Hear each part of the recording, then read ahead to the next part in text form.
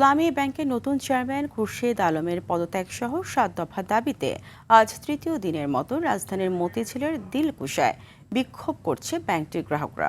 সচেতন গ্রাহক ফোরামের ব্যানারে বিক্ষোভকারীরা বলেন, লুটপাটের সঙ্গে জড়িত কেউ ইসলামী ব্যাংকের বোর্ডে থাকতে পারবে না। অবিলম্বে ওমর ফারুক খানকে এমডি পদে পুনর্বহাল করার দাবি জানান তারা।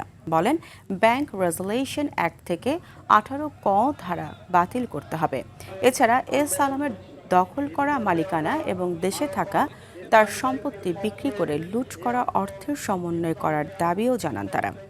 আরও বলেন, শুধু ইসলামী ব্যাংক নয়, এস আলম যাতে কোনো ব্যাংকেই ফিরতে না পারে সেই ব্যবস্থা করতে হবে এবং ইসলামী ব্যাংক সহ সব ব্যাংক লুটকারীদের বিচারের আওতায় এনে দৃষ্টান্তমূলক শাস্তি দিতে হবে।